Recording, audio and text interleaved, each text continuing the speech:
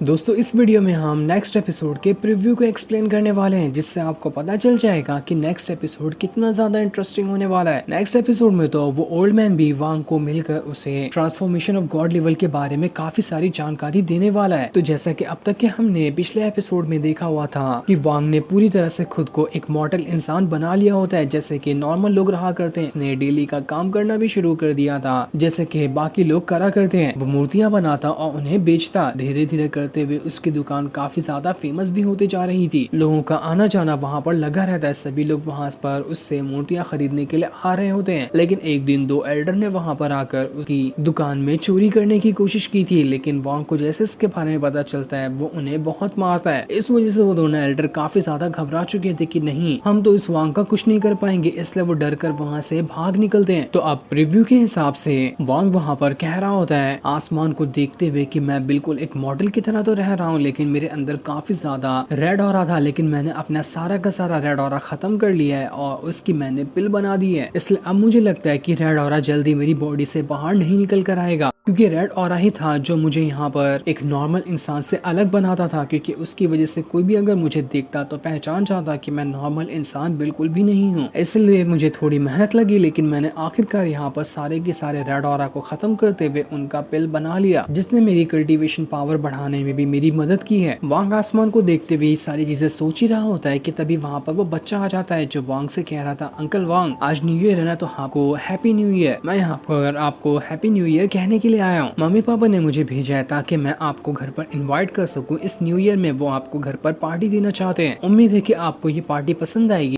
और आप इसे यहाँ पर एक्सेप्ट करेंगे। जिस पर वांग कहता है क्यों नहीं, जब तुम्हारे मम्मी पापा ने मुझे बुलाया है तो मैं जरूर आऊंगा। इसके बाद वांग उसी बच्चे के घर पर चला जाता है। वहाँ जाने के बाद काफी अच्छी तरीके से उन सभी के अंदर बातें होती हैं। बहुत ही अच्छी तरीके से वो सब लोग मिलकर यहाँ पर न्यू ईयर सेलिब्रेट कर रहे थे। खाना पीना उन सभी के बीच में लगा हुआ था। वांग को यहाँ पर रहते रहते एक नॉर्मल इंसान की तरह महसूस भी होने लग गया था। इसी तरह से रहते रहते कई साल गुजर जाते, करीब 6-7 साल तो ऐसे ही गुजर चुके थे।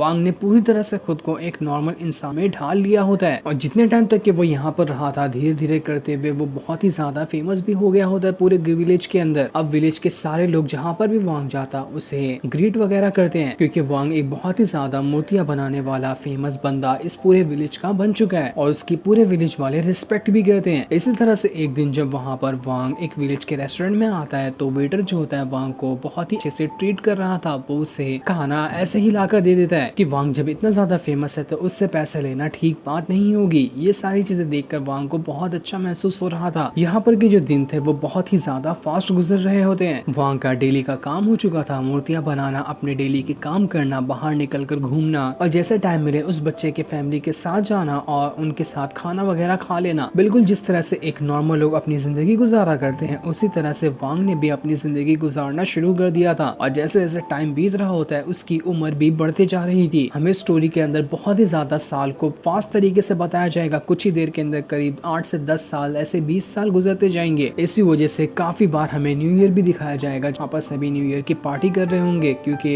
न्यू ईयर के जरिए हमें बताया जाने वाला है कि कितने साल यहाँ पर गुजर चुके हैं वांग को यहाँ पर रहते रहते। प्रीव्यू के हिसाब से तो अभी बताया गया है कि 7 साल गुजर चुके हैं, लेकिन एपिसोड में हो सकता है कि इस साल को और ज्यादा बढ़ा दिया जाए। चाहे कितने भी साल गुजर रहे थे, वांग तो यहाँ पर बस अपना सुकून से रह रहा था। ऐसे सुकून से रहते हुए जब एक बार वांग अपने घर पर होता है तो उसके पास कोई और नहीं बल्कि वही ओल्ड मैन आता है, जो कि वांग को बेवकूफ बनाकर उससे खाना लिए भाग चुका था। उसे देखकर तो वांग भी हैरान रह जाता है कि ओल्ड मैन तुम यहाँ पर क्या कर रहे हो? आखिर तुम पिछले 7 साल में कहाँ छुप कर बैठ गए थे? मैं तुम्हें कितना ढूंढ रहा था। ओल्ड मैन ये देखकर वांग से कि हैरान रहता है कि अरे तुम तो यहाँ पर अभी तक के हो। मुझे लगा था इतना स्ट्रॉन्ग कल्टीवेटर कब का यहाँ से भाग निकला होगा, लेकिन देखो तुम तो यहाँ पर गाँव में ही एक नॉर्मल इंसान की तरह जिंदगी गुजार रहे। आखिर तुम्हें हुआ तो हुआ क्या? तुम यहाँ पर नॉर्मल जिंदगी गुजारना क्यों पसंद कर रहे हो? लेकिन वांग उसे इसका कोई भी जवाब नहीं देता। वो ओल्ड मैन जो होता है वहाँ पर जैसे ही दुकान में इतनी सारी मूर्तियों को देखता है, वो काफी ज्यादा हैरान रह चुका था कि अरे वाह वांग, तुम्हें तो बहुत ही अच्छी अच्छी मूर्तियां बनाने आती है, ये तो कमाल की बात है। उसे वहाँ पर बहुत सारे लोगों की मूर्ति दिखाई देती है, लेकिन वहाँ पर उसकी एक भी मूर्ति नहीं थी, जो देखकर उस ओल्ड मैन को काफी ज्यादा बुरा भी लगता है और उसे गुस्सा भी आ रहा था। वो वांग से कहता है देखो यहाँ पर तुमने हर एक चीज की मूर्ति बनाई, जिससे तुम मिले थे या फिर जिसे तुमने कभी भी याद किया, लेकिन तुमने मेरी मूर्ति क्यों नहीं बनाई? मैं भी तो तुमसे कितनी बार मिला था और तुम्हें यहाँ तक के बेवकूफ भी बनाया था, तो तुम्हें सबसे पहले मेरी ही मूर्ति बनानी चाहिए थी। देखो तुमने यहाँ पर मेरी मूर्ति ना बना करना मुझे बहुत ही ज्यादा उदास कर दिया। मुझे बिल्कुल भी नहीं अच्छा लग रहा कि तुमने यहाँ पर मेरी मूर्ति क्यों नहीं बनाई। अगर तुम यहाँ पर मेरी मूर्ति बनाओगे तो मैं फिर से तुम्हें बताऊंगा कि कैसे ट्रांसफॉर्मेशन ऑफ गॉड लेवल को ब्रेक थ्रू किया जाता है। वांग को यहाँ पर बहुत ज्यादा गुस्सा आ रहा था कि ये ओल्ड मैन लगता है मुझे यहाँ पर फिर से बेवकूफ बनाने के लिए आ गया, लेकिन फिर भी वो ओल्ड मैन की बातों में आकर उससे हाँ कह ही देता है कि ठीक है मैं यहाँ पर तुम्हारे लिए अच्छी वाली मूर्ति बना दूंगा, लेकिन अब तो मुझे बताओ कि ट्रांसफॉर्मेशन ऑफ गॉड लेवल को कैसे ब्रेक थ्रू किया जाता है। जिस पर ओल्ड मैन कहता है तो ठीक है, तुम्हें याद है मैंने कहा था कि आर्टिस्टिक कंसेप्शन बनाना पड़ता है ट्रांसफॉर्मेशन ऑफ गॉड लेवल को ब्रेक थ्रू करने के लिए। तुम्हें अभी तक के नहीं पता है ना, सच सच बताना कि आर्टिस्टिक कंसेप्शन क्या होता है। जिस पर वांग कहता है हाँ मुझे नहीं पता कि तुम कैसी कैसी बहकी बातें कर रहे हो, इस चीज के बारे में तो मैंने पहली बार ही सुना था, तो मुझे पता कैसे होगा कि आर्टिस्टिक कंसेप्शन आखिर होता तो होता क्या है। तब ओल्ड मैन जो होता है वहां पर अपनी रियल पावर को एक्टिवेट करता है। जैसे उसने अपनी पावर को एक्टिवेट किया था पूरे कमरे में उसकी पावर से एक भवंडर बन जाता है। इतना ज्यादा स्ट्रॉन्ग ऑरा का प्रेशर उसकी पावर से बाहर निकल रहा था, जिसका मतलब साफ था कि वो ओल्ड मैन कोई मामूली इंसान तो बिल्कुल भी नहीं है। जैसा कि वांग ने सोचा था ये ट्रांसफॉर्मेशन ऑफ गॉड लेवल या फिर उससे भी ऊपर का बंदा है, तो ये बात बिल्कुल सच होती है। वो ओल्ड मैन बहुत ही ज्यादा पावरफुल था। अपनी पावर को एक्टिवेट करते हुए वो ओल्ड मैन वहां पर वांग से कह रहा होता है देखा तुमने मेरी पावर, ये जो मेरे आसपास पावर का ऑरा घूम रहा है ना, इसे ही आर्टिस्टिक कंसेप्शन कहते हैं। इसी के बारे में मैं तुमसे कह रहा था कि तुम ये बनाना सीख जाओगे तो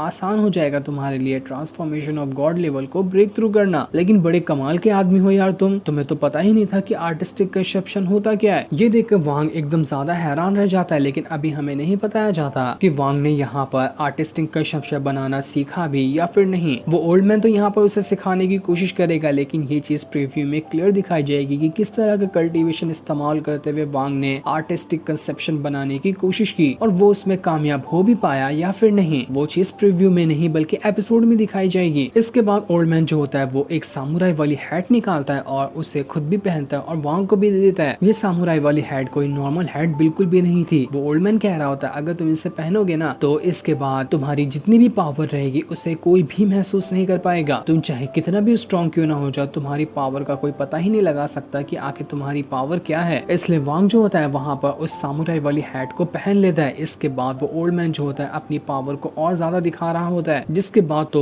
वो ओल्ड मैन वांग को टेलीपोर्ट करते हुए किसी और ही जगह लेकर आ चुका था जहाँ पर बर्फ वगैरह गिर रही होती है और हर तरफ पहाड़ होते हैं। वो ओल्ड मैन एपिसोड में पूरी अच्छी तरह से वांग को समझाएगा कि आखिर ट्रांसफॉर्मेशन ऑफ गॉड लेवल क्या होता है, उसे किस तरह से ब्रेक थ्रू किया जा सकता है। इसलिए एपिसोड तो काफी ज्यादा इंटरेस्टिंग होने वाला है। वांग ओल्ड मैन की पावर देखकर बहुत ही ज्यादा हैरान था कि ये ओल्ड मैन तो काफी ज्यादा कमाल की चीज है, लेकिन तभी वहाँ पर 5 कल्टीवेटर आ जाते हैं जो कि बहुत ही ज्यादा स्ट्रॉन्ग लग रहे थे वो लोग, और यहाँ पर काफी ज्यादा गुस्से में आए होते हैं। ओल्ड मैन जो होता है उन 5 को देखकर कह रहा था कि नहीं नहीं, मैं वो इंसान नहीं हूँ जिसे तुम ढूंढते हुए यहाँ पर आए हो। शायद तुम लोग इस वांग को ढूंढ रहे होगे, देखो वो मेरे बाजू में खड़ा हुआ है, मुझे कुछ मत करना। अगर तुम्हें जो भी कुछ करना है तो तुम इस वांग के साथ ही करोगे। वो 5 जो लोग थे वो काफी ज्यादा स्ट्रॉन्ग तो लग रहे थे, लेकिन अब वो वांग को ही गुस्से में देखने लगते हैं। वांग को समझ ही नहीं आता कि आखिर मैंने इन 5 का क्या बिगाड़ दिया, तो ये लोग यहाँ पर मुझसे लड़ने के लिए आए हैं। मैं तो ढंग से इन लोगों को जानता भी नहीं, तो ये मेरा क्या ही करेंगे यहाँ पर। लेकिन वो 5 लोग यहाँ पर वांग के पास क्यों आए थे ये अभी हमें नहीं बताया जाता। जो सीन दिखाते ही ये एपिसोड यहीं पर एंड हो जाता है। Thanks for